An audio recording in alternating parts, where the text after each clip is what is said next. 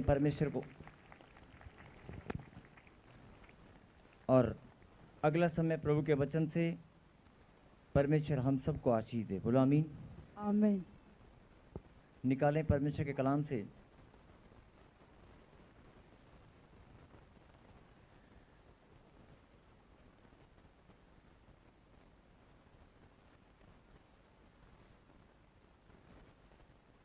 नीति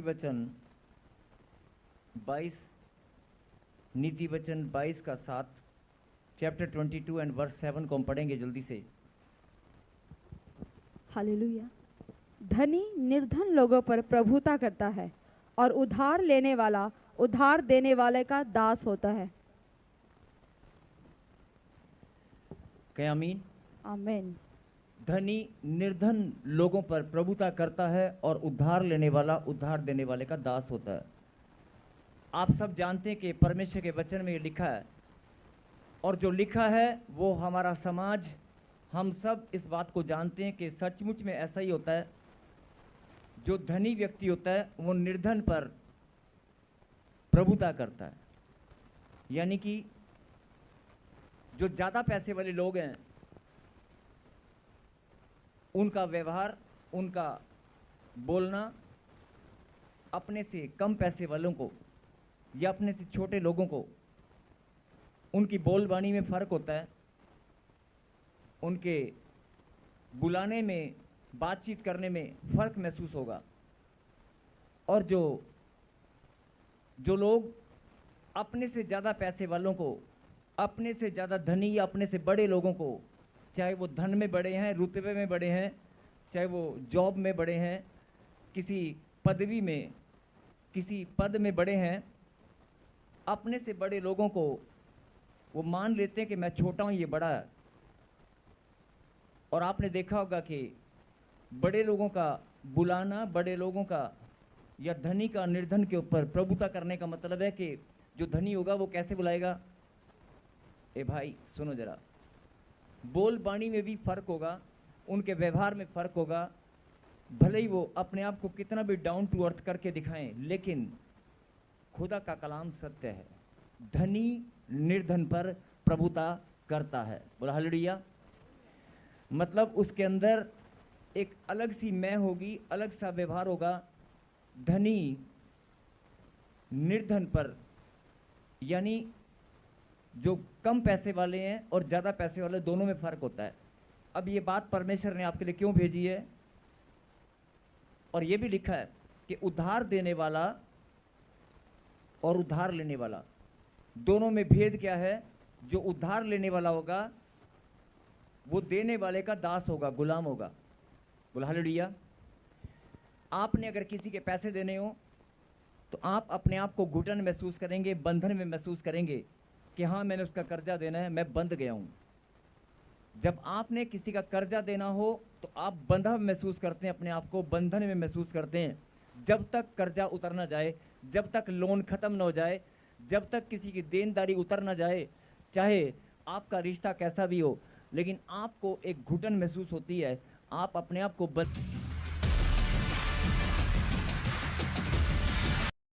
देने वाले का दास होता है, यानी एक अजीब सी गुलामी की, एक गुलामी को महसूस करता है, बंधन को महसूस करता है। कहें हालेलुया। और इससे पहले क्या लिखा था कि धनी निर्धन का प्रभुता करने वाला है। धनी व्यक्ति निर्धन के ऊपर, या ज़्यादा पैसे वाला या ज़्यादा बड़ा व्यक्ति अपने से छोटे पर प्रभुता करेगा या कमांड करेगा। मतलब उसकी कमांड करना, उसकी बोल बाणी, हर चीज़ में एक अलग व्यवहार होगा। बोला हालेलुया। और कोई नई बात नहीं है। आप अपने इर्द गिर्द, अपने समाज में, अपने आजू बाजू, अपने रिश्तेदारी में, अपने परिवार में आप जब महसूस करेंगे, सोच कर देखो, झांक कर देखो, आपको दिखाई देगा। ऐसा होता है कि नहीं होता? ऐसा होता है कि नहीं होता है ना? अगर ऐसा होता है और होता आया है पीढ़ी दर पीढ़ी, सदियों से, पुराने समय से आज तक ऐसा ही होता आया है। निर्धन अपने आप को छोटा महसूस करता है, और धनी, चाहे वो पैसे में धनी हो, चाहे किसी पद में धनी है, चाहे मान सम्मान में धनी है, चाहे किसी भी जो धनी का मतलब होता है जिसके पास ज्यादा हो, और निर्धन जिसके पास कम हो। धनी व्यक्ति निर्धन पर प्रभुता करता है और उधार लेने वाला देने वाले का गुलाम होता है। बोला हालेलुया। और ये हम पुराने समय से देखते आए हैं, ऐसा होता है और होता ही आया है, और ये खुदा के वचन में लिखा हुआ है। बोला आमीन। आमीन। अब जो समझने की बात है, अगर हम सब जानते हैं कि परमेश्वर का कलाम सत्य है, वो टलने वाला, परमेश्वर का कलाम सत्य और वो टलने वाला, फिर से बोलो, खुदा का कलाम वो टलने वाला, वो पूरा होकर, कहें आमीन। खुदा का कलाम सत्य है, टलने वाला नहीं है, और वो पूरा होकर रहेगा। तो ये वचन में लिखा है, धनी निर्धन पर प्रभुता करता है। तो इसका मतलब अगर वचन में लिखा है तो टलने वाला, धनी हमेशा ही निर्धन पर प्रभुता करता रहेगा और करता आया है। और उधार लेने वाला देने वाले का दास होता है। थोड़ा हो या ज्यादा, अगर खुदा के कलाम में लिखा है तो होकर रहेगा। लिखा है कि नहीं? और खुदा का कलाम सत्य है, यानी कि जब भी आप कोई कर्जा लेंगे, लेने जिससे लेंगे उसके गुलाम हो जाएंगे। और आपसे जो बड़ा होगा, चाहे अब आप देख सकते हैं, अगर पद में कहीं आप जॉब करते हैं तो आपका सीनियर है, वो आपको क्या करेगा, उसका व्यवहार कैसा होगा? हेलो, ये मेरा एक छोटा सा काम है, तुम कर सकते हो, तुम कर देना, ये करके लाना। बोलबानी में फर्क होगा ना। अगर वो गांव का मुखिया है, सरपंच है, तुमसे बड़ा है, पद में बड़ा है, अगर जिम्मेदार है, कोई भी, किसी भी, आप अपने इर्द गिर्द अपने समाज में कोई भी रुतबे वाला कोई भी इंसान को आप देख लो, जो पद में बड़ा होगा, जो धनी होगा, उसका व्यवहार अलग होगा। बोला हालेलुया। और व्यवहार अलग होने का मतलब है कि वो प्रभुता करेगा। प्रभुता करने का मतलब कि आपके ऊपर शासन करेगा, जैसे शासन जैसा आपको, यानी कि प्रभुता करना मतलब आपको आपके ऊपर राज जैसा करेगा। बोल हालेलुया। आप बैठ जाएं प्लीज और सुनेंगे ध्यान से। अब हम सब जानते हैं कि हमारे इर्द गिर्द, हमारे समाज में ये सब होता आया है और हम देखते आए हैं, और बचपन से आप देखते आए हो, और सदियों से हम सब ये चीज़ सुनते आए हैं, और पुराने समय से ये होता आया है। तो ये तो टलने वाला नहीं है, ये तो होकर रहेगा। क्या आपको ये बात समझ में आ गई कि धनी निर्धन पर प्रभुता करेगा? और धनी कौन? पैसे में धनी हो, पद में धनी हो, मान सम्मान में धनी हो, जो आपसे बड़ा होगा वो छोटे पर प्रभुता करेगा। और कर्जा लेने वाला देने वाले का दास होगा। समझ में आ रही है बात? अब परमेश्वर आपको इस वचन के द्वारा क्या समझाना चाहते हैं? परमेश्वर के वचन में ही ये बात लिखी है कि ऐसा होता आया है और होता रहेगा। लेकिन परमेश्वर आपका जरा सा ध्यान एक बात पर और लेकर जाना चाहते हैं, और आप इस बात को अच्छे से जानते हैं कि जो चीज़ आप पर प्रभुता करती है वो करती ही रहती है। जो चीज़ आपके ऊपर प्रभुता करते हैं, जो लोग, कुछ रिश्ते हैं, कुछ रिश्ते हैं जैसे कि पति पत्नियों के ऊपर प्रभुता करते हैं, और कुछ रिश्ते ऐसे हैं, आपने देखा होगा, साला और जीजा, मैं समझाने के लिए बोल रहा हूं, जीजा साले के ऊपर प्रभुता करेगा। अगर आप समझ में नहीं आ रहे तो समझ सकते हैं उदाहरण लेकर। अगर आपके परिवार में फूफा जी आए हैं, नहीं तो आदर देना पड़ेगा, वो प्रभुता करेगा आपके परिवार के ऊपर। मतलब एग्जाम्पल है, जो रिश्ता बड़ा होगा वो आपके ऊपर प्रभुता करेगा। समझ में आ रही है? अब परमेश्वर क्या समझाना चाहते हैं कि जो प्रभुता तुझ पर करेगा, चाहे वो कोई भी हो, और जो तुझे दास बनाएगा, जो कोई भी हो, तू सारी जीवन भर, सारा जीवन हो सकता है तू दास बनकर बिता दे, हो सकता है उसकी प्रभुता के नीचे दबकर रह जाए, लेकिन मैं, अगर तू मेरी बात को ध्यान से सुने तो मैं प्रभुता करने वाले को और दास को, तेरे जीवन में जो परिस्थिति है उसे उल्टा कर सकता हूं। हालेलुया। तेरे जीवन की जो परिस्थितियां हैं, उसे, जो हालात हैं, उसे मैं बिल्कुल विपरीत कर सकता हूं। और 10 साल, 15 साल, 20 साल, 30 साल में नहीं, चुटकी भर में। जरा ध्यान से सुने, अगर आपने कोई 15 साल के लिए होम लोन लिया है तो 15 साल ना लगेंगे उसको उतारने में। बैंक, जिस बैंक से आपने लोन लिया है, वो बैंक के आप गुलाम है कि नहीं? बैंक आपके ऊपर प्रभुता कर रहा है कि नहीं? आपको उसका ईएमआई देना ही होगा 15 साल। वो बात अलग है कि आप मेहनत करके, हिम्मत जुटाकर 15 साल को आप 5 साल में ख़त्म कर सकते हैं, 10 साल में ख़त्म कर सकते हैं, लेकिन जब तक ख़त्म नहीं होगा तब तक वो प्रभुता करेगा और आप अपने आप को बंधन में महसूस करोगे, एक गुलामी में महसूस करोगे। बोला हालेलुया। लेकिन ये छोटा सा उदाहरण परमेश्वर आपके जीवन में बताना चाहते हैं कि जो परिस्थितियां, जो हालात तुम्हारे जीवन में है,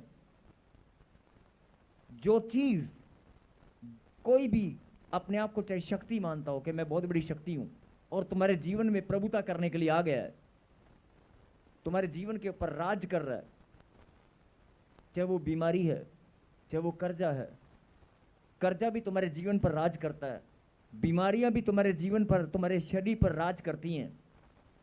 बहुत सारी बीमारियां हैं जो शरीर में घुसकर और अधिकार जमाती हैं। नहीं नहीं, अब छोटा सा सिर का दर्द, ध्यान से सुनना, अगर सिर में दर्द हो गया, 2 घंटे के लिए भी अगर दर्द हो गया ना, तो 2 घंटे वो राज करेगा और ऐसा राज करेगा कि आंखों से आंसू निकलेंगे, दवाई काम नहीं करेगी। दर्द इतना भयंकर होता है। जो दर्द आपको शरीर में घुसकर आपके ऊपर प्रभुता करेगा, एक उदाहरण दे रहा हूं, दांत का दर्द। अगर दांत का दर्द भी आपको हो गया ना, सारी रात वो डांस करवाएगा, सोने नहीं देगा, अपनी मर्जी से डांस करवाएगा। लेफ्ट राइट, खड़ा हो जा, बैठ जा, चल फिर, खड़ा हो जा, बैठ जा, चल फिर, सारी रात डांस करवाएगा।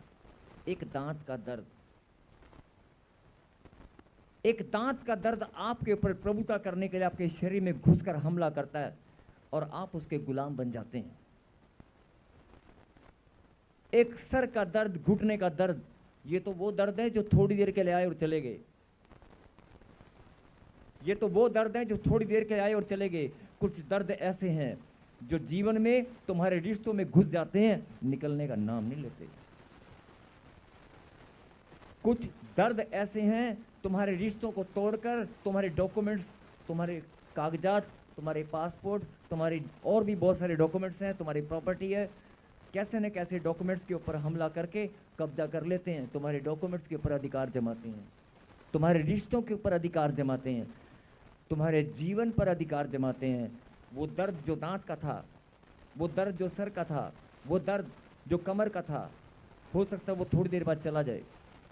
लेकिन कुछ ऐसे दर्द हैं, बच्चों का दर्द है, परिवार में रिश्तों का दर्द है, जो जाने का नाम नहीं लेता और जीवन भर आप उसके सामने घुटने टिकाकर बैठ जाते हैं। बहुत सारे दर्द ऐसे हैं और आप सब जानते हैं, अपना अपना दर्द सब जानते हैं। बीमारी का दर्द है, बवासीर का दर्द है। पूछ कर देखो, बहुत सारे लोगों को हंसी आएगी, पूछ कर देखना उन बहनों को, उन भाइयों को जिनको बवासीर की पीड़ा होती है। सुबह जब वो टॉयलेट में जाते हैं, रोज सुबह टॉयलेट में बैठकर तड़पते हैं, चीख के निकल जाती हैं। पूछ कर देखो यूट्रस में जिन बहनों को पीड़ाएं होती हैं, पूछ कर देखो जिनको कैंसर का दर्द होता है, पूछ कर देखो सर्वाइकल की पेन कैसी होती है। जिसको होती है वही जानता है।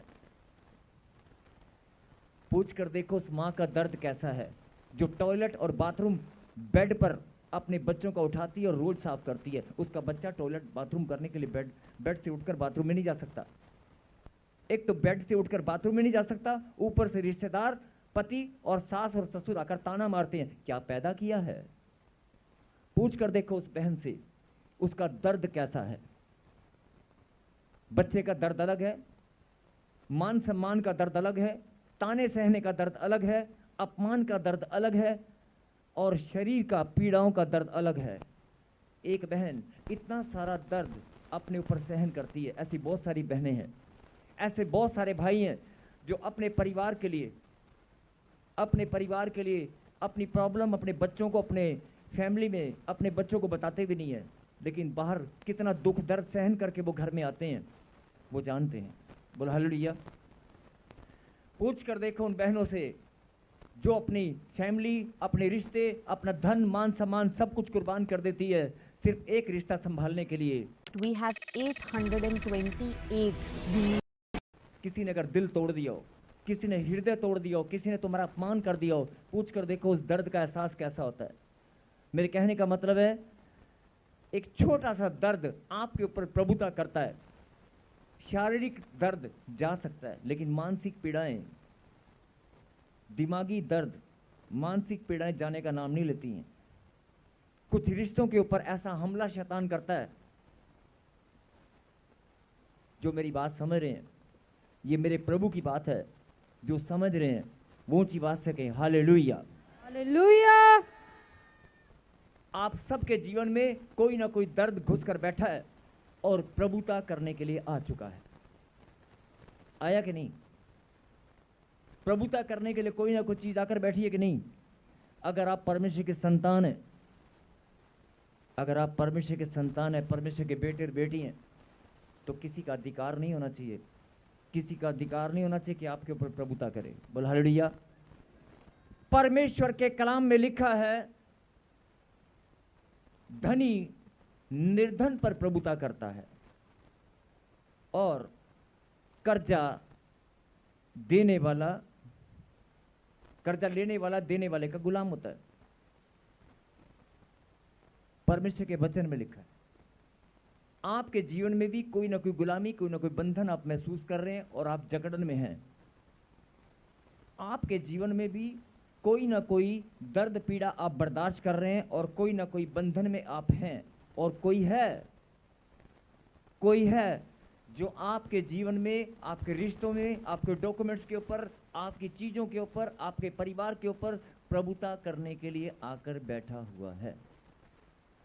क्या आप उसे उखाड़ना चाहते हैं? परमेश्वर आपकी परिस्थिति को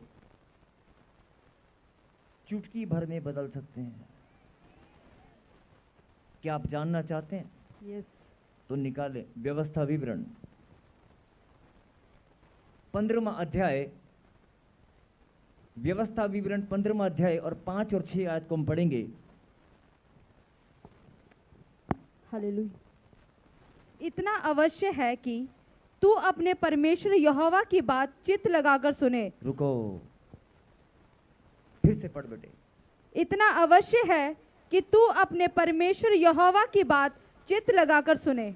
क्या आप अपने प्रभुता करने वाले को, अपने ऊपर शासन करने वाले को, अपने ऊपर अधिकार जमाने वाले को उखाड़ना चाहते हैं? तो आज ये बात को ध्यान से सुने। प्रभु के कलाम में लिखा है, इतना अवश्य है कि तू अपने परमेश्वर यहोवा की बात, अपने परमेश्वर यहोवा की बात चित्त लगाकर सुने। चित्त लगाकर, मन लगाकर। क्या आप मन लगाकर सुनने को तैयार हैं? मन लगाकर सुनना ही पड़ेगा। चित्त लगाकर, मन लगाकर। बोल हालेलुया। यस, आगे। और इन सारी आज्ञाओं के मानने में जो मैं आज तुझे सुनाता हूँ चौकसी करे। बोल हालेलुया। हालेलुया। बेटे स्क्रीन पे लगा फिर से 5 को। इतना अवश्य है कि तू अपने परमेश्वर यहोवा की बात चित्त लगाकर सुने और इन सारी आज्ञाओं के मानने में जो आज मैं तुझे सुनाता हूं चौकसी करे। बोला आमीन।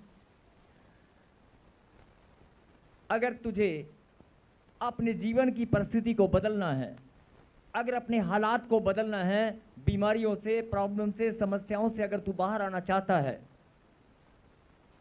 अगर प्रॉब्लम से छुटकारा पाना चाहता है, अपने जीवन के, अपने परिवार के रिश्तों के हालात को बदलना चाहता है, कल या परसों नहीं, आज अभी यहीं बैठे बैठे। आमीन। अगर तू सचमुच में बदलना चाहता है तो लिखा है, चित्त लगाकर मेरी बात को सुन ले। मन लगाकर। और जो तू मन लगाकर सुनेगा, जो तू मन लगाकर सुनेगा और जो मेरी आज्ञाओं की ओर जो तू ध्यान देगा, जो मन लगाकर सुनेगा, जिसे तू ग्रहण करेगा, जिसे तू ग्रहण करेगा, उसकी चौकसी करने का फैसला भी करेगा, उसकी चौकसी करने का फैसला भी करेगा। बोल हालेलुया। हालेलुया। अब बहुत सारे लोग बोलेंगे चौकसी कैसे होगी। बहुत सारे लोग सोच रहे होंगे कि हाँ मैं चौकसी कैसे करूंगा। धन्य है वे, प्रकाशित वाक्य के 3 में लिखा, धन्य है वे जो लोग भविष्यवाणी की इस पुस्तक को पढ़ते हैं, सुनते हैं और उसमें लिखी बातों को मानते हैं। बोलो आमीन। आमीन। अगर जो तूने परमेश्वर की आज्ञाओं को, उसकी गहरी बातों को चित्त लगाकर सुना है, अगर परमेश्वर के ज्ञान को, परमेश्वर की गहरी बात को, परमेश्वर जो तुझे समझाना चाहते हैं उसे चित्त लगाकर, मन लगाकर सुन लिया है, सुनने के बाद उसे ग्रहण किया और ग्रहण करने के बाद अगर तूने कुछ फैसला किया है और उसकी चौकसी करना चाहता है, तो चौकसी करने के लिए सिर्फ एक ही फैसला लेना है कि परमेश्वर जो मैंने सीखा है, जो मैंने पाया है, जो मैंने वचन की शिक्षा ग्रहण की है, इसमें मैं और बढ़ूंगा और मुझे आप अपना बल दें, सामर्थ्य दें, मैं अपनी शिक्षा की चौकसी करूंगा। जो मैंने सीखा है उसकी मैं चौकसी करूंगा। और चौकसी तभी होती है जब आप वचन में पढ़ेंगे, बाइबल उठाएंगे, प्रार्थना करेंगे।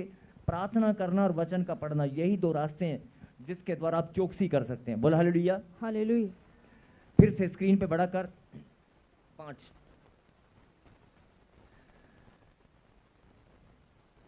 व्यवस्था विवरण का 5। इतना अवश्य है कि तू अपने परमेश्वर यहोवा की बातचीत लगाकर सुने और इन सारी आज्ञाओं के मानने में जो आज मैं तुझे सुनाता हूं चौकसी करे। जो बात मैं तुझे आज सुनाता हूं उसकी चौकसी करे। और वो बात क्या है, पढ़ेंगे। तब तेरा परमेश्वर यहोवा अपने वचन के अनुसार तुझे आशीष देगा। अपने वचन के अनुसार। किसके अनुसार? मेरे पीछे बोले। अपने वचन के अनुसार। अपने वचन के अनुसार परमेश्वर आशीष देगा। बोलो आमीन। आमीन।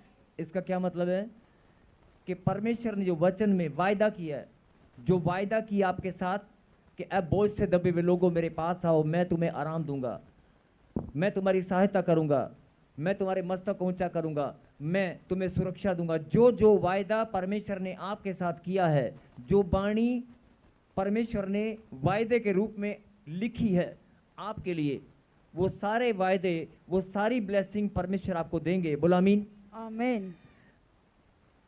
अपने वचन के अनुसार लिखा, तब तेरा परमेश्वर यहोवा अपने वचन के अनुसार तुझे आशीष देगा।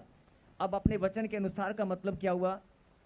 अपने वचन के अनुसार का मतलब है जो परमेश्वर, आप अभी थोड़ी देर पहले आप बोल रहे थे खुदा का कलाम वो टलने वाला, अगर खुदा ने अपने कलाम में जो लिखा है वो होकर रहेगा। अगर परमेश्वर ने लिखा है कि जब तू विश्राम दिन को पवित्र मानकर मेरे पास आया करेगा, मेरी महिमा करेगा, मेरी संगति करेगा, तो मैं तुझे आशीष दिया करूंगा। तो खुदा का कलाम टलने वाला नहीं है। कहने का मतलब है कि जो जो परमेश्वर ने वायदा आपके लिए किया है वो आपके जीवन में फलवंत होगा, वो पूरा होकर रहेगा। अगर तू उस वचन की चौकसी करे, उस वचन को, शिक्षा को ग्रहण करे और उसकी चौकसी करे, तो सारे के सारे वचन तेरे जीवन में आशीष लेकर आएंगे और वो फलवंत होंगे। बोलो आमीन। आमीन। क्योंकि यहां पर परमेश्वर ने क्या लिखा? अपने वचन के अनुसार, अपने वचन के अनुसार, अपने वायदे के अनुसार परमेश्वर तुझे आशीष देंगे। बोलो आमीन। आमीन। और आगे क्या लिखा? और तू बहुत जातियों को उधार देगा, परंतु तुझे उधार लेना ना पड़ेगा। और तू बहुत जातियों पर प्रभुता करेगा, परंतु वह तेरे ऊपर प्रभुता ना करने पाएंगी। बोला हालेलुया। हालेलुया। तू बहुत सी जातियों को उधार देगा, उधार देगा, आमीन। लेने ना पाएगा। यस, आमीन। तू उधार देने वाला बनेगा, लेने वाला नहीं। आमीन। प्रभु ने कहा कि मैं अपने वचन के अनुसार तुझे आशीष दूंगा। और ये मेरा ही वचन है, मेरे ही वचन में लिखा है, जीवन भर तू उधार मांगता है, कर्जा मांगता है, अरे मैं तेरे कर्जे को उखाड़ दूंगा और तू उधार लेने वाला नहीं देने वाला बनेगा। Yes amen. उधार लेने वाला नहीं देने वाला बनेगा।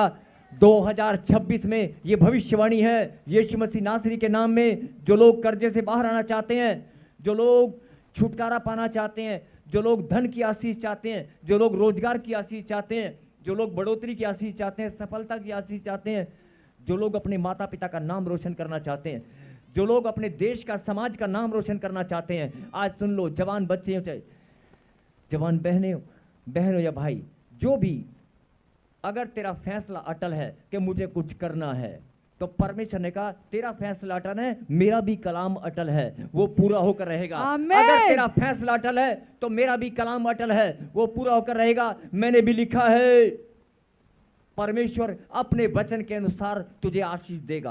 अपने वचन के अनुसार तुझे आशीष देगा और तू उधार लेने वाला नहीं देने वाला बनेगा। आमीन। और अभी मैंने बताया था कि सर का दर्द, दांत का दर्द जब आपके ऊपर प्रभुता करता है तो 2 घंटे 4 घंटे नहीं, सारी रात 24 घंटे 2-2 3-3 दिन दर्द में तड़पते हो आप। एक दांत का दर्द आपके ऊपर प्रभुता करने के लिए आता है तो 3 दिन 2-3 दिन आपको नचा के रखता है। बहुत सारी चीजें, बहुत सारे प्रॉब्लम आपके जीवन में घुसकर प्रभुता करती हैं और आपके रिश्तों को नचा देती हैं। आपके शरीर पर हमला करके, आपके रिश्तों पर हमला करके प्रभुता करने के लिए आ जाती हैं। परमेश्वर ने क्या कहा?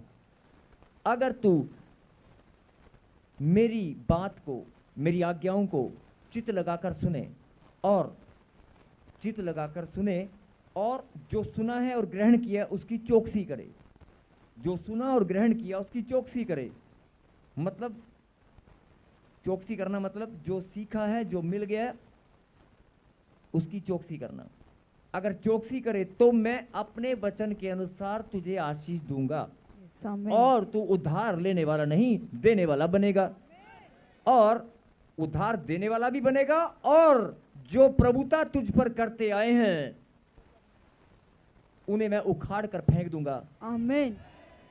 और बहुत सी जातियों पर तू प्रभुता करेगा, तुझ पर कोई प्रभुता करने ना पाएगा।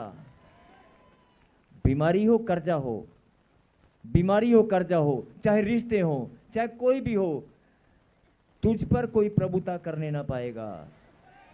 उल्टा तू प्रभुता करेगी, उल्टा तू प्रभुता करेगा। आमीन। बहुत सी जातियों पर, बहुत सी जातियों पर, अरे जहां भी खड़ा हो जाएगा तू प्रभुता करेगा।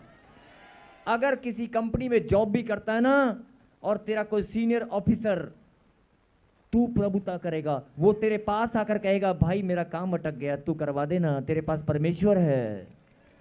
वो तेरे सामने आकर झुकेंगे, तुम प्रभुता करने वाले बनोगे। और जो बीमारियां तुम्हारे शरीर में घुसकर प्रभुता करने के लिए आ गई हैं, मेरा परमेश्वर उन्हें उखाड़ देगा। आमीन। अपने वचन के अनुसार तुम्हें आशीष देगा। अब आपको फैसला करना है। खुदा की बात को सुनकर, खुदा के कलाम को सुनकर, थोड़ी देर पहले मैंने भी एक वचन निकाला था और कहा था नीति वचन 22 के साथ में क्या लिखा था? धनी निर्धन पर प्रभुता करता है और कर्जा लेने वाला देने वाले का गुलाम होता है। और जीवन भर आप यही देखते आए हैं, यही सुनते आए हैं, पीढ़ी दर पीढ़ी ऐसा होता आया है। लेकिन मेरा खुदा बोलता है अगर तू मेरे कलाम को, मेरी गहरी बातों को, मेरे ज्ञान को, मेरे गहरी बातों को अगर तू सुनकर ग्रहण करे, चित्त लगाकर सुने और उसे ग्रहण करे और ग्रहण करने के बाद उसकी चौकसी करे, तो मैं अपने वचन के अनुसार तुझे आशीष दूंगा। यस आमीन। अपने वचन के अनुसार तुझे आशीष दूंगा। और आशीष क्या है? तू उधार देने वाला लेने वाला नहीं, और तुझ पर कोई प्रभुता नहीं करेगा, तुझ पर कोई प्रभुता करने ना पाएगा।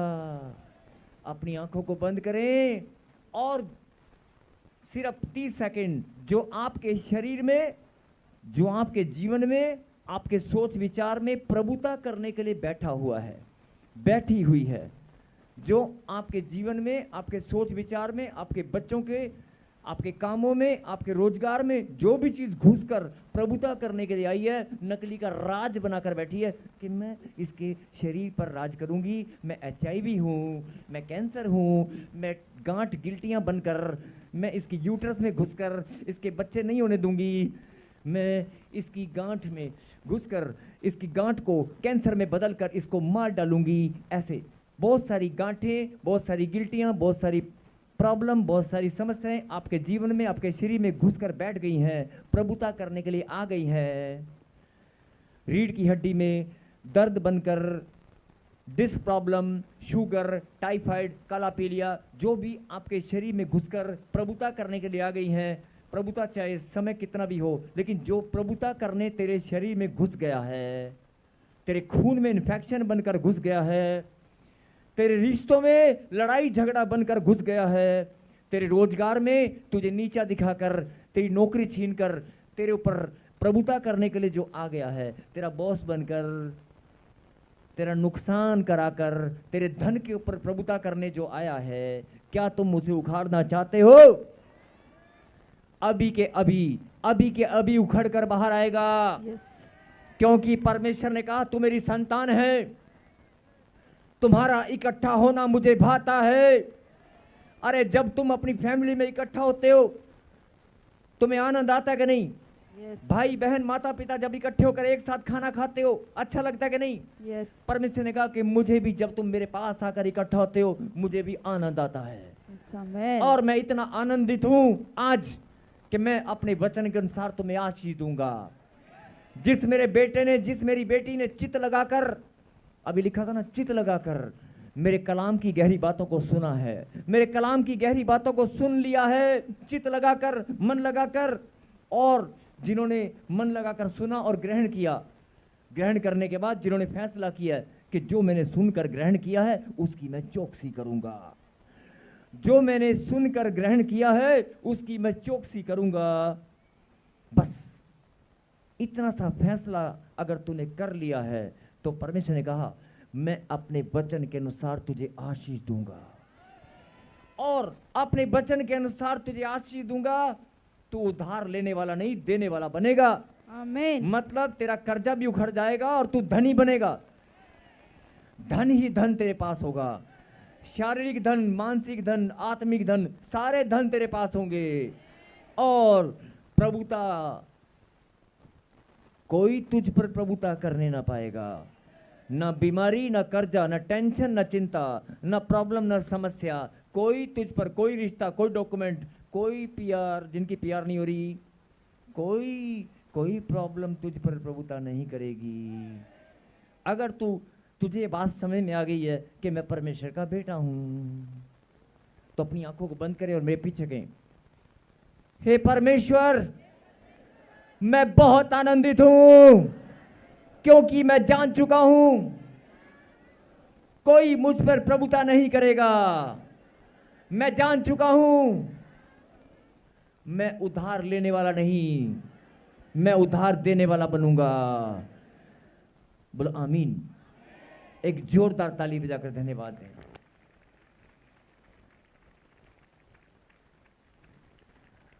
सर्वशक्तिमान परमपिता परमेश्वर, मैं आपके सामर्थी नाम से भविष्यवाणी करता हूं कि मेरे खुदा, जब ये बच्चे घोषणा करें कि मैं उधार लेने वाला नहीं, देने वाला बनूंगा, और कोई मुझ पर प्रभुता करने ना पाएगा, क्योंकि मैं परमेश्वर का बेटा हूं, मैं परमेश्वर की बेटी हूं, मैं आशीषित हूं, मैं आनंदित हूं। जब ये अपने मुंह से घोषणा करें तो मेरे पिता, आसमान के झरोखे इनके लिए खुल जाएं, यीशु मसीह नासरी के नाम से।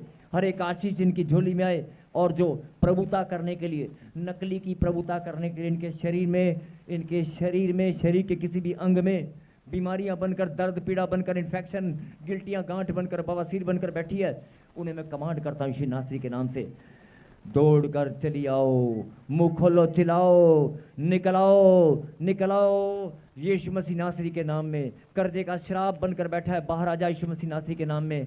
चल, मुंह खोल, चिल्ला और बाहर आ जा, दौड़कर। तेरा अधिकार खत्म हो चुका है। मेरे खुदा, ये आपके बच्चे हैं, और सच में प्रभु जी, केवल आपका अधिकार हमारे ऊपर है। बोलो आमीन। यस, एक जोरदार ताली बजाकर धन्यवाद दें और अपने मन से इस गीत में अपने मन से कहें कि मैं जो भी प्रॉब्लम है आपकी, उस प्रॉब्लम को आपको घोषणा करनी है और बोलना है कि प्रभु मैं इस बात को जान चुका हूँ, जादू टोना, गांठ, गिल्टियाँ, पत्थरियाँ, सोड़ियाँ मुझ पर प्रभुता नहीं करने पाएगी, कर्जा मुझ पर प्रभुता नहीं करेगा। अरे चल हट, मैं परमेश्वर का बेटा हूँ, मेरे रिश्ते खराब नहीं होंगे, मैं कोर्ट कचहरी में जाऊंगा और जीत कराऊंगा। अरे बोल दो बोल दो बोल दो बोल दो, सिर का दर्द, सर्वाइकल, निकल बाहर, शुगर, टांग का दर्द, कंधे का दर्द, अरे जो भी बोलते जाओगे निकलता जाएगा, बोलते जाओगे निकलता जाएगा, बोलते जाओगे निकलता जाएगा। हार्ट की प्रॉब्लम, सीने की प्रॉब्लम, कानों का बहरापन, गूंगापन, अरे बोलते जाओ मुंह से अपनी प्रॉब्लम बोलते जाओ कि तेरा टाइम खत्म हो चुका है, प्रॉब्लम तेरा टाइम खत्म हो चुका है। आप बोलते जाओ, मुंह से बोलते जाओ, ताली बजाकर धन्यवाद करते जाओ। यस, ताली बजाकर धन्यवाद करते जाओ। ठीक हो जांदे जेड़े विश्वास कर देने, पला विच ठीक हो जांदे जेड़े विश्वास कर देने, दुखा तो छुटकारा पाउंदे। आपकी तालियों में सामर्थ्य है। जो परमेश्वर का बेटा और बेटी है वो ताली बजाकर धन्यवाद करे। आमीन। अरे ताली बजाओ, ताली जोर से प्रभु की महिमा के लिए। हालेलुया। दुखा तो छुटकारा पाउंदे देने, दुखा तो छुटकारा पाउंदे, जो पल्ला उसदा फड़ी देने, जो जकड़े ने बीमार